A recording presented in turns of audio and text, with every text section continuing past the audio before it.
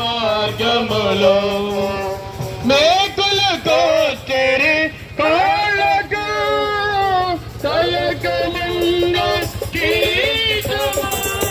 క్రీస్తున్నది.